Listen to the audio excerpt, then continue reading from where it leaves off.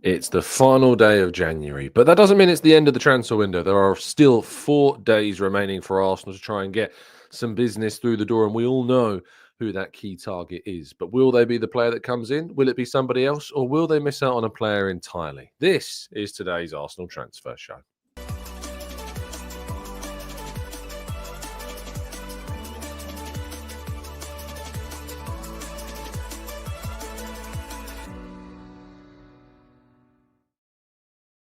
Hello and welcome to the Gooner Talk. Back again with you guys and girls for another episode of what is our Arsenal Transfer Show. Joining you from home once again. It's good to be back. It's good to be in the typical surroundings. And thank you so much for your kind patience and appreciation for the shows over the last few days while I've been away. Of course, back to normal. They'll be bringing you a show tomorrow, of course, and on Sunday ahead of the game against Manchester City. There's a press conference later on today, which we need to talk about as well. And of course, the transfer window remains open for however brief a time that there is, of course, left. Good morning to those joining us live in the chat box. Appreciate you being here. Grantley Poos, Mark, Arasilki, Paul, Rich, Daz, Stevie, Mike, Matt G. We got Knowledge and Shari and Errol, Stephen, Martin, Huey. We've got Southport Gooner. We've got Daz and plenty more of you guys too. Thank you so much, as always, for tuning in. Very much appreciate it. And of course, just want a quick thing. Of course, we didn't break this down after the Champions League games, but because Arsenal broke through to the last 16 of the competition without having to go through a playoff round, it means that week of February 16th, I think it begins. But our live event on February 20th, of course, it means there are no games that week. So that event will be going ahead, of course, unimpeded.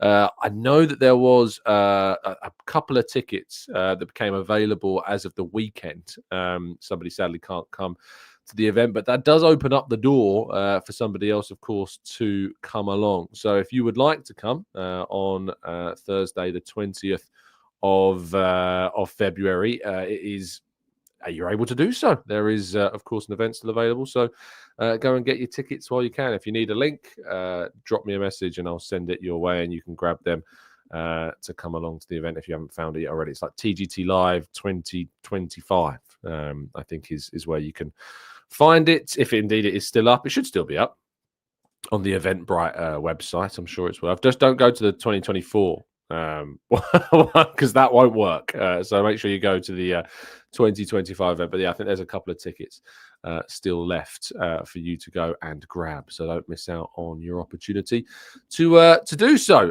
Anyway, let's jump to today's stories, shall we? We begin with a FA charge. Yes, a classic case of the PGMOL.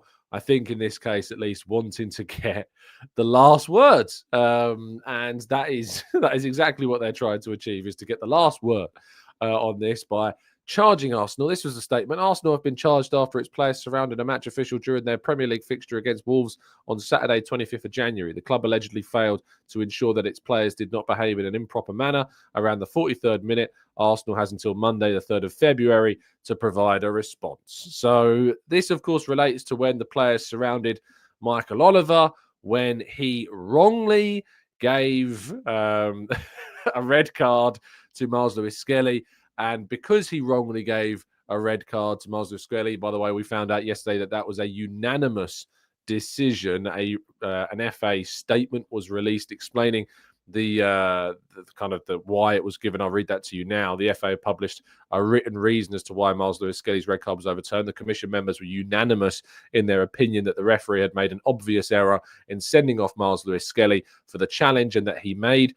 The challenge was certainly foul play, but it obviously could not, to the mind of the commission, be categorised as having been serious foul play. Miles Lewis-Skelly had stepped across his opponent and tripped him up, possibly deliberately, but in doing so, he had obviously not endangered the safety of his opponent or used excessive force or brutality, nor had he lunged at his opponent in, kind of as you would see from a red card challenge. The club's claim for wrongful dismissal was therefore deemed to have been successful and the standard punishment withdrawn. So despite, of course, a mistake being made, it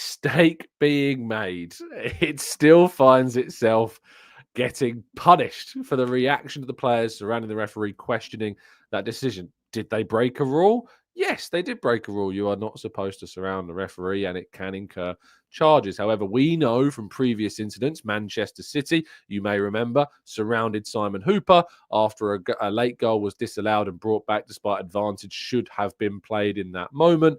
There was no charge subsequently for that moment. And a lot of Arsenal fans have brought that moment up as a reason and question as to why that was not punished the same way this is punished.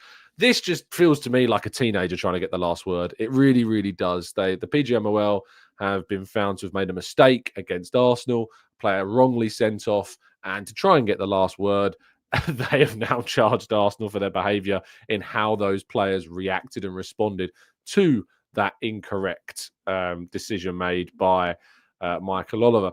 Henry Winter tweeted yesterday.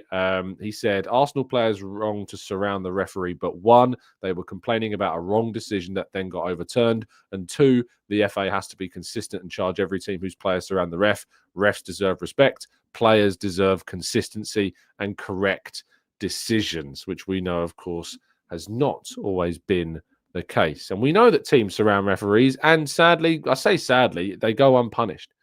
But Arsenal have been punished for failing to control their players despite a wrongful decision being made. I think you can all see what is going on. Anyway, let's move forward, shall we, and get away from the chaos of the PGMOL. Kieran Tierney is expected to stay until at least, he will stay until the maximum of the end of this season. Of course, he is expected to move to Celtic after his contract expires in June. There had been suggestions that Celtic would be looking to try and get the deal done early. However, it seems that the most likely outcome at this stage is that he will be staying with the club until the summer, providing depth to that left-back position. Tierney has begun to be used again by Mikel Arteta after returning from injury, so it makes sense that Tierney will indeed be staying until the end of the season. I think that is a positive thing for Arsenal. Now, Arsenal are said to be monitoring the progression of the deal for Mathys Tel, but Spurs have agreed a mega fee of 60 million euros with Bayern Munich for the 19-year-old. Now, I spoke about Mathys Tel yesterday, of course, on our pre-recorded episode, and I'd actually spoken quite openly about the idea of signing Mathys Tel from Bayern Munich. However, suggestions of a 60 million euro deal for the French youth international are simply just well beyond the realms of what is sensible. This should not be a deal that Arsenal entertain. And if it is one that I was looking at kind of a loan with an option to buy for Mathys Tel, and if there was a permanent deal to be done, it wouldn't be anything more than £30 million for me. He's 19. He's been the backup kind of forward option for Bayern for quite some time. I think he scored something like 7 goals and 5 assists in the Bundesliga last season, which is a decent return, but it's no way kind of justified a 60 million euro fee over 50 million pounds. You think about the fact that Arsenal's valuation of Watkins could reach as high as 60 million pounds. We'll talk about that shortly. The idea that a player of 19 years of age who has not established himself at any team in Europe so far would be worth just less than 10 million less than potentially what Watkins would be worth. Absolutely no way. It does not make any sense whatsoever for Arsenal to go in for Mathys Tel at 60 million euros whatsoever. But let's talk about Ollie Watkins, because there's a lot of misinformation that's going on around this Ollie Watkins deal. People are believing things that aren't true regarding this deal, and it's worth clearing this all up. So Arsenal did not bid for Ollie Watkins on Wednesday, as reported by David Ornstein. That bid came on Monday. There were discussions that were held in place with Aston Villa before it led to that bid on Monday. Now, Sammy Motbell of the Mail, of course, had a fantastic chat with Sophie yesterday. You should go and catch up on that conversation that Sammy had with Sophie. He reveals a lot about the deal and confirms a lot of the information that we're aware of course, as well.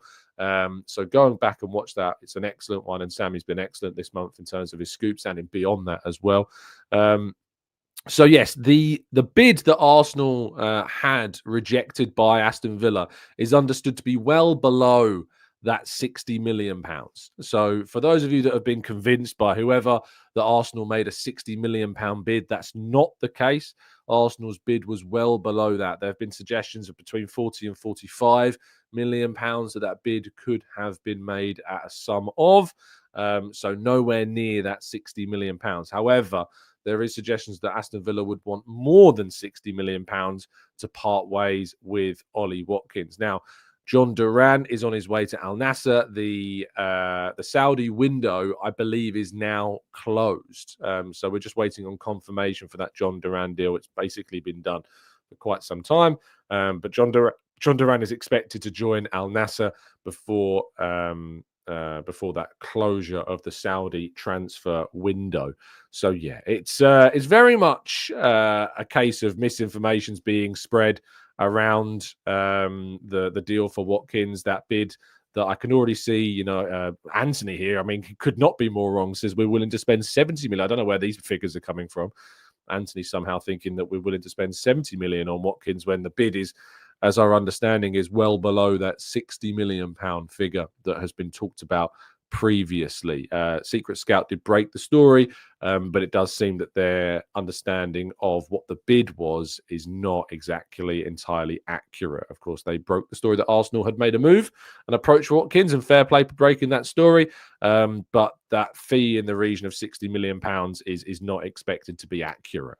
It's not expected to be the case. So let's wait and see what happens regarding this one. There's days left of the window. I have said, and I said this yesterday, I'd be very surprised if Arsenal were able to complete a deal for Ollie Watkins.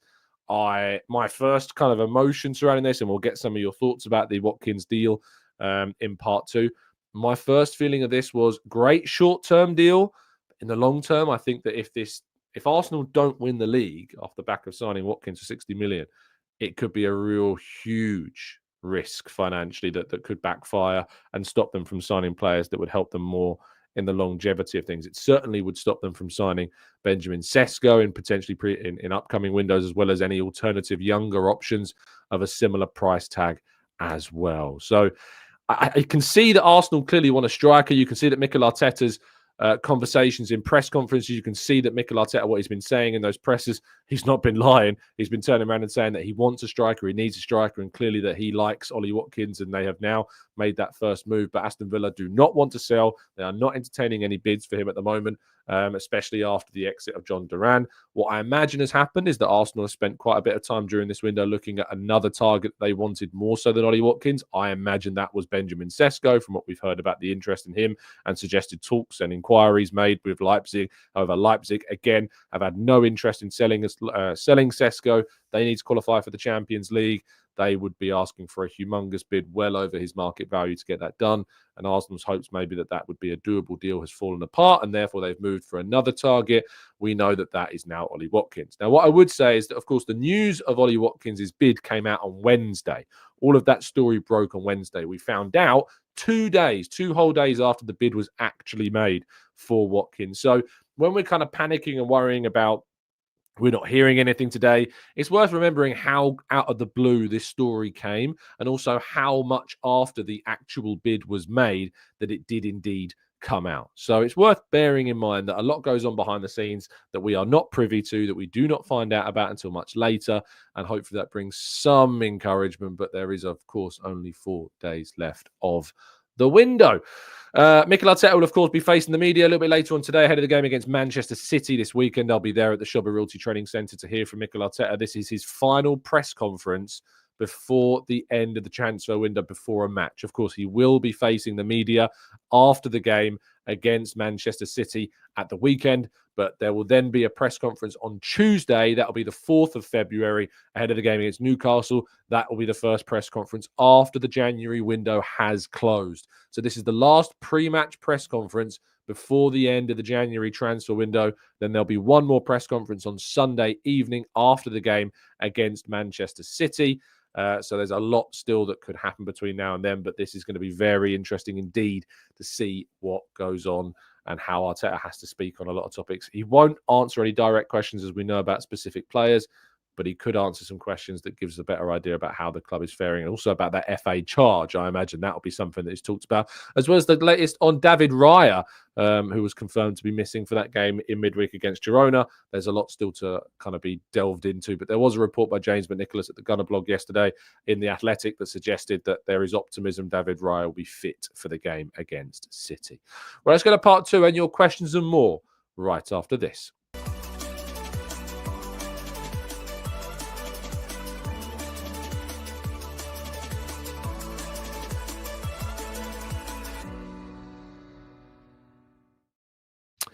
Okay, this is part 2 of the show, where, of course, that will be taking some of your thoughts, questions, queries, and theories. I put a tweet out actually a couple of days ago.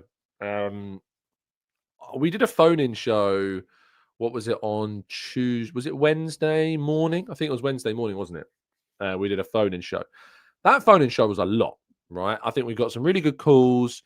We got some pretty out there opinions, but I think what has been taken away from the channel quite a lot, and I hold my hands up here because there's people that have been watching the channel for a very long time.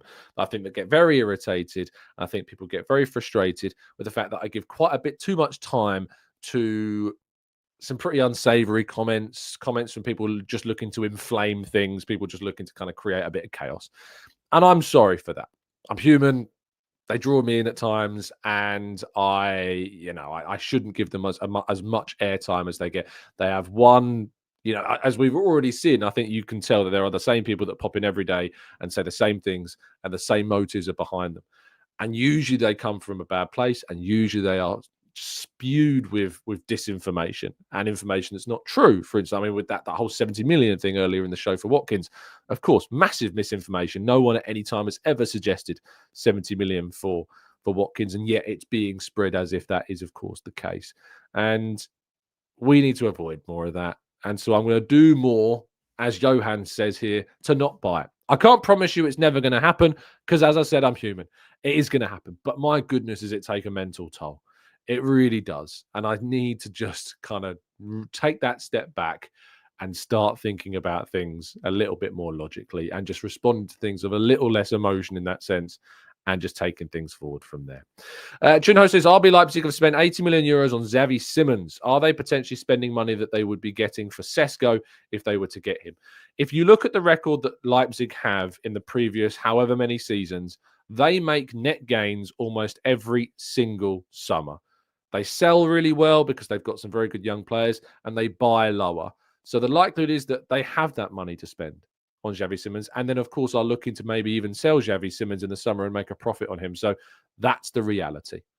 That is ultimately the reality.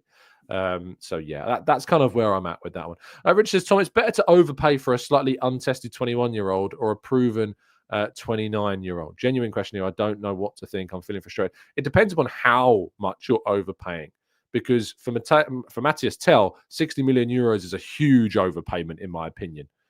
I absolutely think that we're looking for this idea of the perfect player for our centre forward position. And frankly, we should be. I don't think we should be compromising at all on that centre forward position. We either have to go in and sign a player that's ready-made, but the 29 thing with Watkins really does, it puts me off a bit. And if it's not that, it's got to be the player, of course, that we look into being the guy that can become that. The Salah before they became Salah type thing. That, for me, is the reality. Clive says, if Liverpool drop points and Arsenal beat City, Monday will be wild. It's going to be very interesting indeed. Some very big games this weekend. It also could go very much the other way, Clive. So let's hope that the weekend turns out in our favour. Nunandinho says, does PSR exist in other European leagues? No. Profit and sustainability regulations are a Premier League protocol. PSR is not what holds Arsenal back. Arsenal are pretty fine when it comes to PSR. What they're not necessarily as fine with is UEFA FFP. Any team that competes in European competitions has to comply with UEFA financial fair play standards. And ultimately, that is what Arsenal have been struggling with. That is what Arsenal have been restricted by for quite some time. However, we do know that there is some money to spend, as we know that bid that went in. Now, that bid, I want to make this clear, very much clear again, was not £60 million. That was not the bid that Arsenal put in for Ollie Watkins.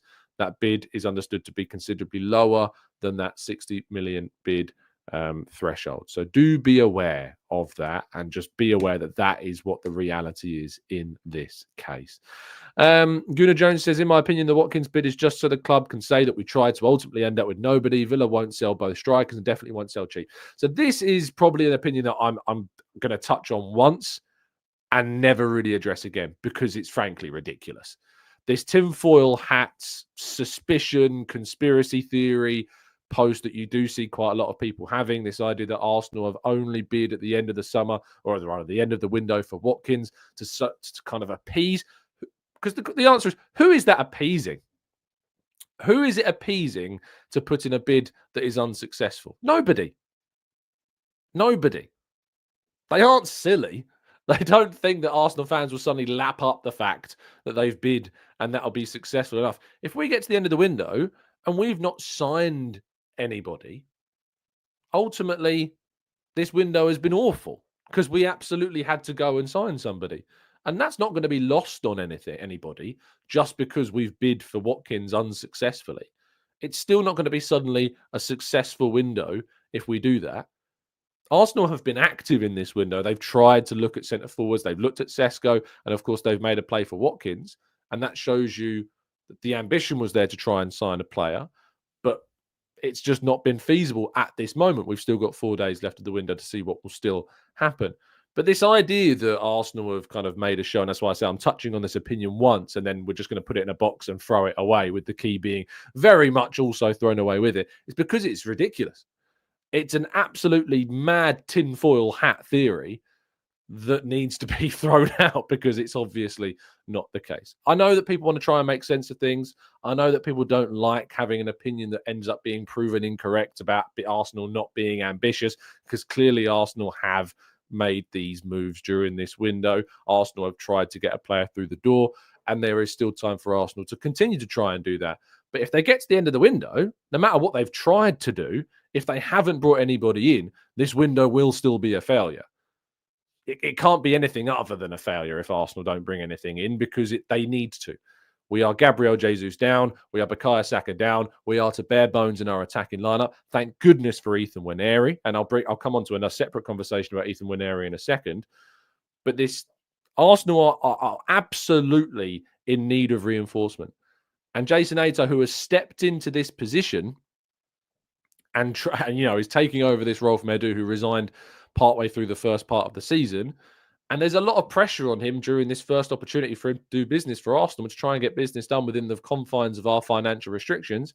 And if we don't end up bringing anyone in, that's a really difficult kind of first window to overcome in terms of reputation, I think, from the Arsenal fan base. You are judged ultimately on what you do. Mikel Arteta has been judged on taking Arsenal from 11th when he joined into 3 successive title challenges.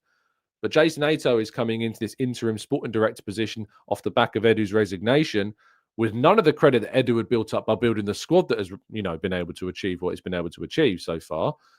He's coming in with basically nothing from Arsenal fans, even though he was obviously a big part of what Edu did. He's not the guy that got the credit for what we did in terms of squad building, because Edu was the face of it. He is now the face of it for this window. And so at the end of this window, if we haven't signed anybody, despite the manager being more vocal than ever before when it comes to saying that he wants and is sure that we will try and sign a striker, that will, of course, be looked at by fans. Fans will not get over the fact that in the first window where we needed reinforcement, that we ended up failing to do so. Shane says, would Mathys Tel be cup-tied? No, he wouldn't be cup-tied. If you play in the UEFA knockout rounds of a competition and then transfer, the group stage or first phase of the competition and transfer, you can then still play in the knockout phase of a competition for another club. So no, he would not be cup tied at all. Raf says the strange thing is that we didn't bid earlier for Watkins while Duran was still at Villa. It seems like it's lessened our position. However, it does not seem to be working. The reason why we didn't, Raf, is it should be, and I mean this with respect, it should be fairly obvious why the bid has only gone in now. And the reason why the bid has only gone in now is because Arsenal are working on another target. Now, that other target, I think it's pretty obvious, has been Benjamin Sesko. We know that we know that talks and inquiries have been there in the background. And while Leipzig have certainly denied club-to-club talks, we know that I think that there were things going on behind the scenes. And there's been enough suggestions to show that that was indeed the case. Leipzig's position has always been that he is not for sale and that it will categorically not be selling him unless it is for an absolutely astronomical bid. And I think perhaps maybe there was a hope that that bid or that price tag would drop and that Sesko may even help push for that move. And I don't think that's necessarily happened. And so that time on Sesko has sadly been and gone. And now they have switched targets to Watkins because they know that they absolutely need to bring somebody else in. Let's go to Fizzy. Says, Ethan is the new signing you lot have been craving in famous voice of legendary Arsene Wenger. I think about now let's talk about Ethan Nwaneri. Going into this January transfer window, obviously, Gabriel Jesus was not injured. Now, my position on the window at the beginning of January was we need to bring in a wide player. We have to bring in a wide forward to add to the quality, to add to the options. Bukayo Saka is missing. We have to go into this market and sign a wide player. That was where I stood at the beginning of the window. I thought, we can hold out until the summer with Jesus, Havertz, and Trossard as those centre forward options. Jesus has reached some decent form in the last couple of weeks. We can hold out until the summer where those main centre forward targets are going to be more available and more financially amenable. However, during this month, we have suffered from the Gabriel Jesus injury, which also shook things up 12 days into the January. So 12 days prior to that Jesus injury, to my knowledge, it was wide players that were being looked at more than it was centre forwards. But that Jesus injury, a third of the way through the January transfer window, shook things up. So that's 12 days at the window basically negated because of that injury. And it then changed things. On top of Jesus' injury, which was a negative, a more positive situation happened after, of course, and it was frustrating that Ethan Nwaneri's injury happened also in January because that created further confusion and further upheaval about our plans. Thankfully, Nwaneri has returned before the end of January and has not suddenly, but maybe even expectedly, produced some fantastic performances in that wide position. Arsenal don't need to sign a wide player anymore because Ethan Nwaneri is the wide player. Ethan Nwaneri is the player that we basically had as our unicorn. We needed somebody to be the backup to Saka. We needed somebody that potentially could cover Ødegaard. And that's very hard to find. The likes of Bayern and Mbeumo, as I've said to you, I could not see those players arriving. Why would they want to sit behind Saka? Why would they want to sit behind a right-sided player that's going to start the majority of games? So the next best option for Arsenal to look to is either a much older player or a much younger player that could come through, like a Tyler Dibbling, for example, who I still like and still think it would be a very good signing for any top six side right now. But we've got our own. Ethan Nwaneri has come through the ranks, and Ethan Nwaneri is looking fantastic. And we categorically cannot block his pathway into this Arsenal team. He should be starting against City on Sunday, and that shows as a testament to how strong he's become. He would bench Trossard, and I'd put Martinelli left, Havertz through the middle, Nwaneri on the right.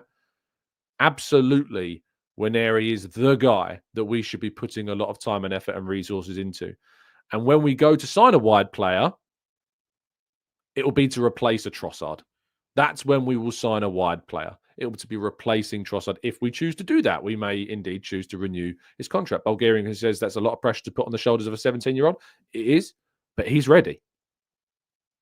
He's starting in Premier League games. He's starting in Champions League games. He's scoring in the Premier League and he's scoring in the Champions League. If you're good enough, you're old enough. And Ethan Nwaneri is old enough. And that pressure will lessen when Bukayo Saka returns. When Bukayo Saka is back with us and in the squad, that pressure, of course, will lessen on Nwaneri. But right now, he's stepping up. And you need to harness that potential. And Arsenal should be looking to harness that potential. With Saka returning at March and beyond, hopefully we get that. But right now, absolutely we should be looking to utilize and harness the potential and the quality of Nwaneri, and we should be giving him every single possibility to be able to do that. So for me, it is absolutely key to be looking into that. Absolutely key to be using Nwaneri. And that means that all of the financial potential of Arsenal's recruitment in the forward line should be going and getting that striker that's going to take Arsenal to the next level. And I don't think that's Watkins personally. I think that Watkins could do that in the short term to a degree. I don't think he's miles better than Havertz personally. I think I was talking to a couple of journalists while I was away in Girona, and there was a fair conversation that if you've got a Champions League final coming up, who do you start as centre forward, Watkins or Havertz? You probably would after spending 60 odd million on Watkins. But there's question marks, I think, about how Watkins fits into this team, how stylistically he's suited to things. Aston Villa play a lot on the counter. He doesn't tend to go up against too many low blocks, does Watkins. Collaboratively, he doesn't offer as much, obviously, as what Havertz does. Finishing-wise, it's not a massive upturn on Havertz when you look at the numbers. He's just performing at his XG. Havertz is just slightly underperforming his XG. I think he's on 8 Premier League goals with an 8.9 XG, and Watkins is on 10 Premier League goals with a 10 XG. His finishing, his shot per goal rate is the same as Havertz this season. It's lower than Havertz this season. It's the same as Havertz's was last season. And the biggest thing about Havertz that we have complaints about, rightly, is Havertz's finishing. That's the big problem that we've got with Havertz, is his ability to finish chances. He gets into good positions, he gets opportunities to score, but he doesn't always score. And when the numbers and the data at the moment is not showing a huge upturn from Watkins right now, it's not about Watkins and Havertz. It's about making sure that Arsenal get the right player. And I'm just not sure whether or not Watkins is the right player for me. I think I'd rather save that money, get someone in on the short term, because we have to get someone in. We have to get somebody in the short term, and go for our key big investment in the summer. If that's Sesko, if that's Gyökeres, if that's somebody else, whatever. But I think that for me has to be the summer move. And I'm just not keen on this panic of Watkins. And it does hit me as a panic option. It strikes me as a panic signing. And I'm not in favour of that. I've got really, really, really big doubts about it. And I think that people's desperation for Arsenal to see a striker come in during this window is clouding judgment a little bit, in my view, when it comes to Watkins. I'm not convinced he's the right player. That said, someone said something interesting when I was on the train back with Sam Dean and Jordan Davis from The Sun yesterday, and Sam, of course, from The Telegraph. Sam said something that someone had said to him that was, if Liverpool were to have signed Watkins, how would that transfer have been viewed? I'm not sure. I think it would have been viewed a lot differently to how I'm feeling about Arsenal potentially signing Ollie Watkins. I think if Liverpool at this point had signed Watkins and, say, let go of Nunez during this window, because I think there was a bid from, was it Saudi, for Nunez? If they had sold Nunez and bought Watkins, I think the view of that transfer would have been very different to the way in which Arsenal are being viewed, potentially signing Watkins, for me. So I'm looking at that, and I'm looking at for Arsenal, and I'm looking at all of the potential context, and I'm still feeling very, very apprehensive about this deal.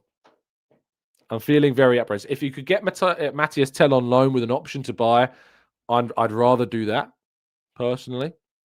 I'd rather see that happen. If you could make Neto permanent and sign Evan Ferguson on loan, I'd rather do that. Because obviously it's important to bring up solutions. You know, if you've got strong opinions, you need to have alternatives. You need to have different options for Arsenal. I think that it's going to be interesting to see what happens on Sunday. If Arsenal beat City, and if Liverpool don't beat Bournemouth, and Arsenal are suddenly in the title race a lot more clearly than they are right now, Arsenal may be willing to be more aggressive. And they may, with, what will it be on Sunday, the 2nd of Feb? They'll have 2 more days to do business. Is that right? That's January, February. So yeah, the 2nd of Feb. And then they got a day, it's deadline day on Monday. They may go really aggressively on Monday for Watkins if indeed they beat City. If they don't beat City, they may not. Because that bid for Watkins went in on Monday. So there was maybe some hope that they might be able to get the Watkins deal done and have him in the squad for the City game. That's obviously not happened because that's it, you know. Joel says, hi, Tom Woods. You have signed 29-year-old Ian Wright. He wasn't 29 when he signed. Ralph says, Watkins missed the most big chances as well. My issue is if you buy Watkins, then you risk Isak especially. I mean, I don't think Isak is going anywhere, Ralph. Because Isak's going to cost 120 million plus, if not more than that, you know. So I don't see Isak going anywhere. He's got a long contract. He just did an interview with Alan Shearer. You know, I don't see Isak going anywhere. Primrose Hill says, totally agree, Tom. Don't buy Watkins now. Loan now and get a Sesko in the summer. Amira says, respectfully, Tom, it feels like you haven't commented as much on the women's team this month as you used to. New manager, permanent signing, a deadline day loan with a lot of drama behind it. Amira, with respect, this month I have taken on a brand new role, which is specifically on the Arsenal men's team. So my attention has been heavily dedicated to that. That said, I attended Renee Slager's first press conference, asked her a question myself, and every single Thursday prior to this Thursday, because I was away in Girona, we have dedicated a 5 p.m. article, which I don't know if you've been reading, on the women's team. The women's team have also, of course, been in a winter break. They only came back recently and played a couple of fixtures. Of course, they lost to Chelsea at the weekend. I was away and off work also at the weekend, but I did actually watch that game and dedicated time to watching it. So with respect to Mira, it's probably maybe worth asking the question, Tom, what have you done around the women's team this month before maybe going in on me regarding that? Because I don't think that was necessarily a fair comment. Jason says, what's your opinion on the latest news that Ray is out for the City game? The latest news, Jason, is that there's optimism that he will be fit. So I'm going with that at the moment right now. Stu says, Watkins' conversion rate isn't too different from Havertz. Exactly. And that's the problem that I've got, is I'm not entirely convinced that we're getting enough of an upgrade. I think it is an upgrade, a little bit. I think it's an upgrade to a degree on Havertz. I just don't think it's enough to justify spending our main striker budget on him. I'd rather go for a player. I'd rather go for a player that's got the potential to be way better and that's already in a competitive mode. Sesko, for example, and Tristan says Sesko has never done what Watkins has done in a harder league. Well, the issue with that is obviously neither had Mohamed Salah before Liverpool signed Mohamed Salah. And if you look at Sesko's numbers at the moment, what they're tracking towards is a very, very exciting level. Sesko's shot conversion rate at the moment is exceptional. He's got a 0.25 goal per shot ratio this season and a 0.30 shot conversion rate for last season, which is nearly more than double that of Watkins in both of these 2 seasons. He's nearly doubled it in both seasons. So when you're looking at that, he's outperforming his XG. His XG, non-penalty XG this season is 4.8. He scored 8 goals. His non-penalty XG last season was 7.7. He scored 14 goals. He's outperforming Watkins in the data by loads, by a massive, massive, massive amount. So that's why, Tristan, there is a lot of excitement about Benjamin Sesko, because his potential output is huge, is absolutely massive. And he says you need to see what strengths a player has. Tall, more agile than Haaland, not quite. Isak, though, great shooting and aerial threat as well. I'm assuming, Andy, that's Watkins. But obviously, I just don't see it as obviously as others do. I also think that, and I don't mean to upset anyone by saying this, but I do think obviously there is a big push for Arsenal to always be right in what they do. And when you see any player linked with the club or the club moving for a player, I think there's a desire to always try and justify that it's the right move. We know Arsenal have made mistakes. We know Arsenal have made mistakes in the windows. We know we've signed wrong players. We know that there are juries out on certain players like Mikel Moreno. We know there are certainly mistakes that have been made in the likes of Fabio Vieira. So we're not perfect. We don't always make the right moves. And now Edu has gone as well. And there's no really, there's not a key figurehead of an experienced and credible standing to the point where they've got a track record we can trust, because Jason Ato is still very early in in kind of this role. I'm not going to sit here and just say because Arsenal are doing business for Watkins that it's the right business, because I don't think that would be disingenuous of me. I'm not convinced it's the right move. I just don't. Ansi says Gyökeres. You might want to practice your spelling of Gyökeres. Mac and Cheese says, how is a 19-year-old with no Prem and minimal Champions League experience going to help us this season or next season? Because if we don't win something soon, other players are going to want to go. Dancing Bear says, don't know why we are turning our nose up at Vlahovic. He's available, but because Vlahovic is pretty poor, mate. I talked about Vlahovic on a previous show about his numbers. They're not great. They're not great at all. If your biggest worry about Havertz is his finishing, then why on earth do you want Vlahovic? His goal per shot this season is 0.06. Remember what I said Sesko's was last season? 0.3. Vlahovic this season, 0.06. Last season was 0.13. The season before that, 0.12. Havertz hasn't had any numbers that low for Arsenal in terms of goal per shot. In terms of non-penalty XG, 6.8, and he's scored 7 goals. So A very, very small outperforming. Of course, he's had penalties this season, which has helped his goal tally because he's got 9.9 XG, but scored 7 goals. He missed penalties then. He must have missed penalties for Juve to have that high XG, but have that same number of goals. Oh, so non-penalty goals minus penalties.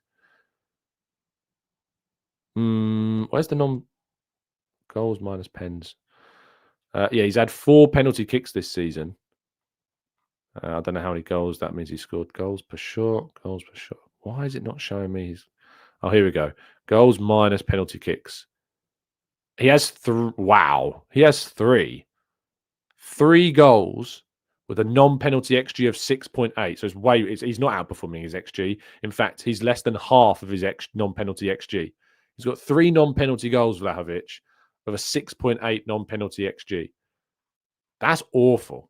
And you want to drop the big money. And by the way, Vlahovic is on big wages. He would be on very big wages if Arsenal were to have signed him. So, yeah, no. No. He's not better than Havertz. Vlahovic is not better than Havertz. I'm sorry, but no evidence is there. No evidence supports that theory. He's got 3 non-penalty goals this season. 3.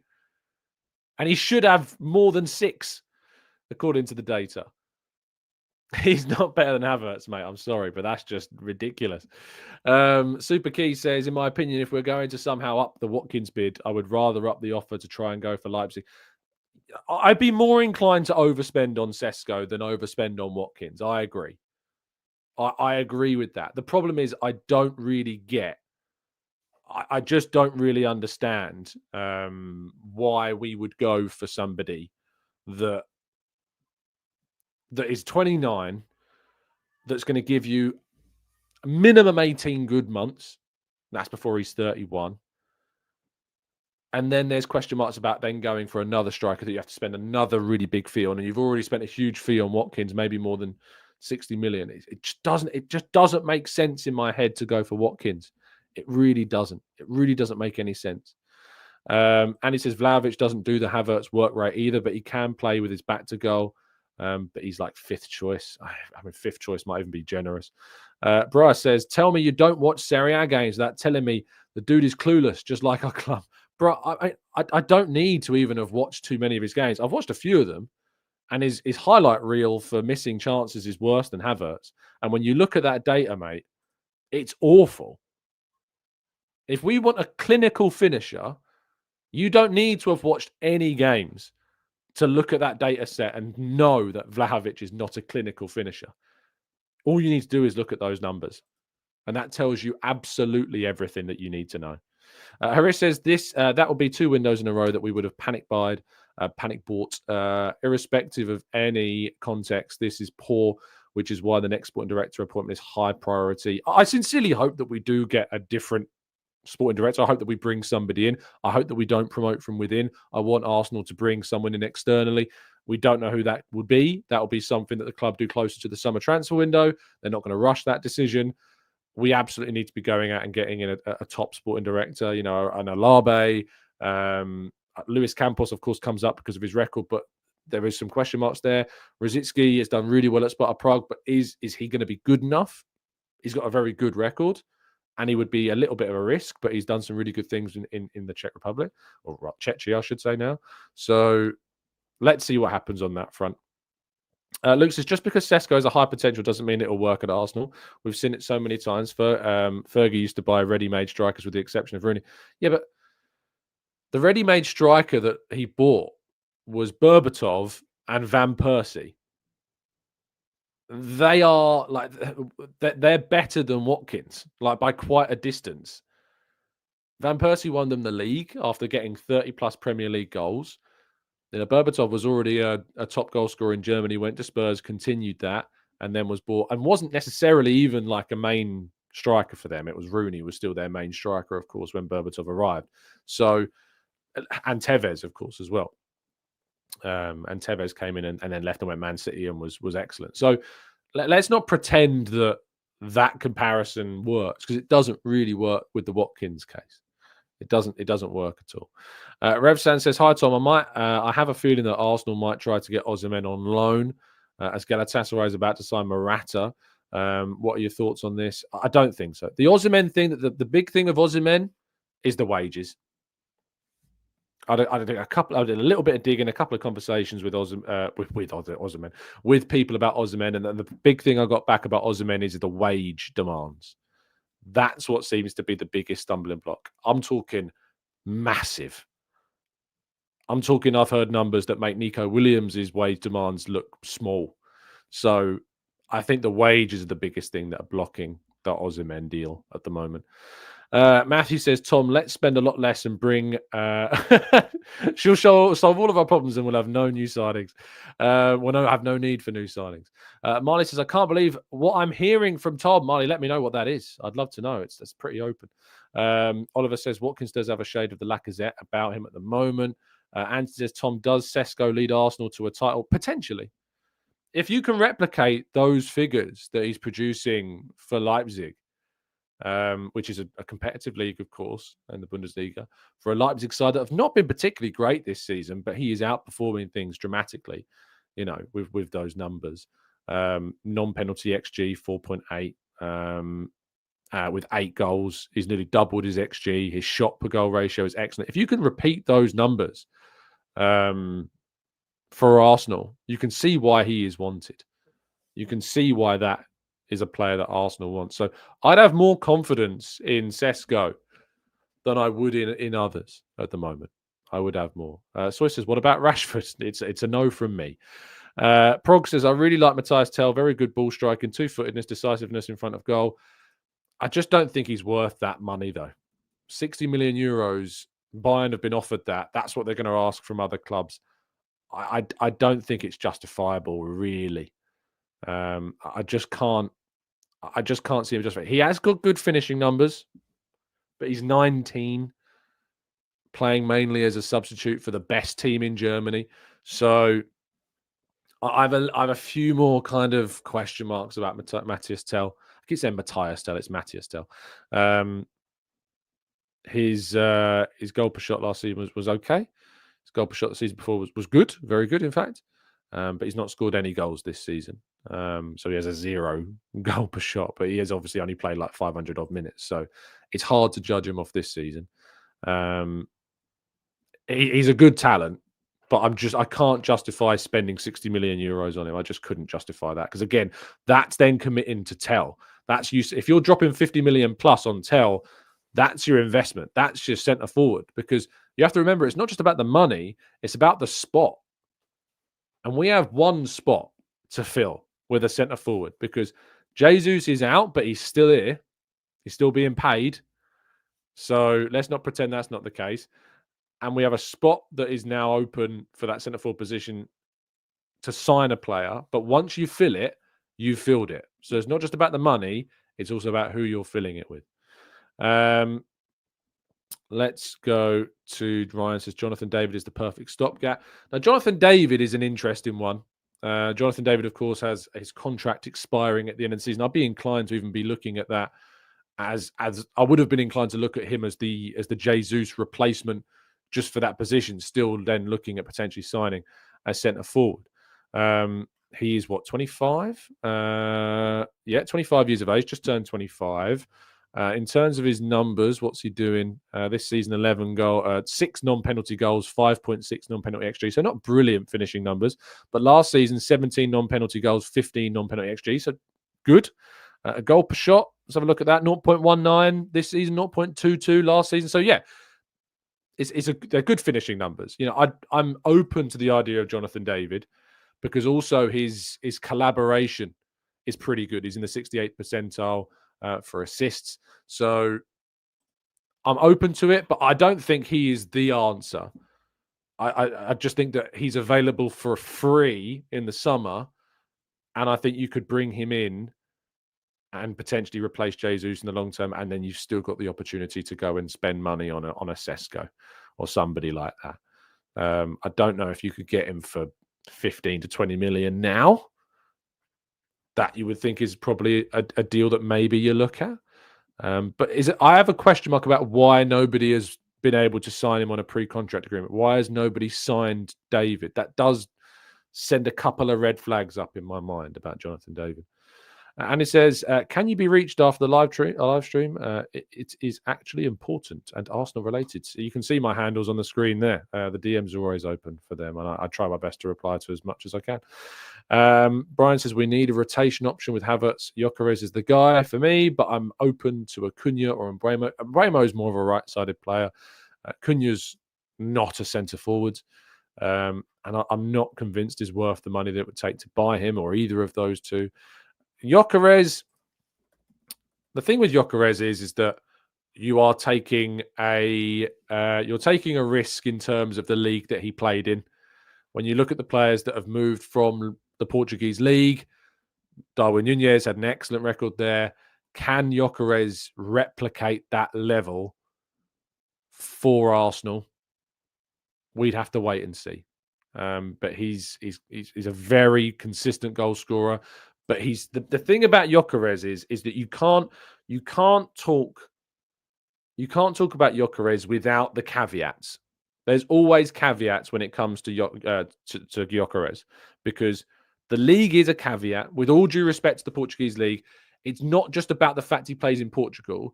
It's about the fact that he plays for the best team in Portugal as well. That is the context. And the other part of the conversation is the 100 million euro release clause that he has, that Sporting are absolutely within their rights to demand. Absolutely within their rights to demand that 100 million euros. So you are committing to Gyökeres being that guy, and it is a risk. I think that Sesko is less of a risk. I think. Not by loads. It's not the waffle pancake debate all over again, where you say you like waffles, it means you hate pancakes. It's not binary. I've gone back and forth on this for about a year. I've gone like this regarding Gyökeres and Sesko. I've really gone back and forth about the two. Maybe it's been influenced a little bit by, how likely it is for Arsenal to sign them, and that's maybe an unconscious bias. And I hold my hands up for that. But I try to make sense of the Gyökeres and the Sesko one. Sesko has better finishing numbers than any of the strikers we're looking at right now. And when we're looking at Kai Havertz and we're thinking, what is the one thing that I wish Kai Havertz could do? And it's finish more consistently. If Havertz was a clinical finisher, I don't think we'd be even having a conversation about centre forward, because he's got everything else. He's got hold-up play. He's got collaboration. He's got the energy and work rate. He's got everything that I want when it comes to a centre forward, except the finishing. And the ironic thing is that that's similar to Jesus in many ways, but a different type of profile. Jesus had so much, but lacked that clinical edge. And that's what we're lacking. And Gyökeres is a consistent goal scorer for Sporting under Ruben Amorim. And we have to be honest, since Ruben Amorim has left, Sporting's output has dipped. Gyökeres' output has dipped as well. And that's definitely a factor that should be mentioned in the conversation. I'm just a bit concerned. I'm just a bit concerned about that. And I'm a bit concerned about the guarantees when it comes to that. And Tristan says Havertz doesn't get as many assists, and I don't think that's as much down to Havertz, because he currently ranks in the 85th percentile for shot creating actions, 75th percentile for assists still, by the way. But he does create chances, but the finishing in our team in general has been relatively poor. So when we look at he doesn't get as many assists, I think we have to take into account that finishing across our team has also been pretty poor. But when you look at his shot creating numbers, they are very good. Stephen says, exactly, Tom. Gyökeres looks great for Sporting, but the league is not. I wouldn't say it's so bad. I think it's a competitive league. But when you're the best team by quite some distance and have won the last couple of titles, you're the most dominant side, you're the best player in that league, it does skew the numbers a bit. And it skews the idea of Gyökeres. And I can't get the Gyökeres doubt out of my head. I'm struggling with that. Klaus says Ethan is the new Trossard profile-wise, the left-footer version, and can play maybe at a 9 and wide areas as well. Arteta's talking about Waneri playing as a 9. Normsky says, another project, in my opinion. This Sesko doesn't cut it for me. It's another excuse, prolong another. I'm not really going to. The word excuse is just something I'm not really going to tackle anymore. We've done that whole excuse malarkey. Hashtag Danny says, we would be saying we need Joshua Zirkzee signing if he's not signed by United, but we know how it went. Never trust these other league players right now. We need what it takes to win the Premier League. The other league thing, it's not binary. Mohamed Salah did excellently in Italy after not doing very well in the Premier League with Chelsea, and then look what's happened. So you can't always just use that other league thing. However, when you sign a player in January, you need more of an immediate impact, and that's the reality you're looking at when it comes to January signings. You need more of an immediate impact, and that's why a Watkins signing is it. Abros says bidding for Watkins is a waste of time. With that money, we could have easily got What? No. Again, I'm not going to get annoyed. People, I just need to ignore these types of misinformation comments. Yoni, says most of the best players in the Premier League came from other leagues. It's also very true. Amanul says for sustainable problem strikers for the Gunners is Sesko because he is 21. I mean, what he's producing at 21 is what's so exciting. Like all the other strikers we're talking about, Watkins 29, Gyökeres 26, David 25. These are all strikers that the numbers they're producing, they're doing at 25, 26 plus 29 in the case of Watkins. What Sesko is producing at 20 is very, very, very impressive. And that's what makes Sesko so exciting. So, yeah, that's it.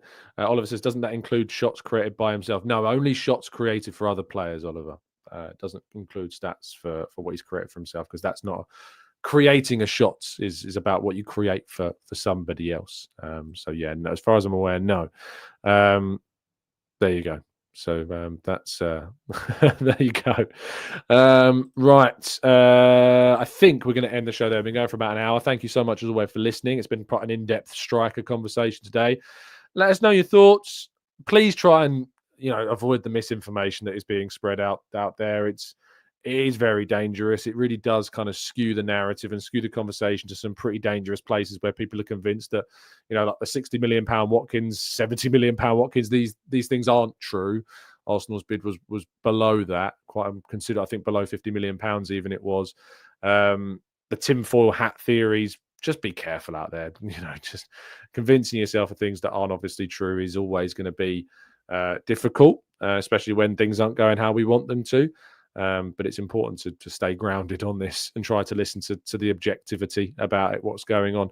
But at the same time, you're well within your rights to be annoyed at Arsenal if they don't sign anybody, because I will be. I'll be annoyed if we don't sign anybody as well. So I just hope it's the right player, and if it's not the right player, I hope they prove me wrong. That's the way forward. Anyway, have a fantastic Friday. You've made it to the weekend. I'll see you tomorrow morning. Stay safe, stay well, stay happy and respectful, and listen into the press conference later. And if you need the updates, I'll be doing a live blog and then every word on the football.london website. As always, have a fantastic day, and as always, up the Arsenal.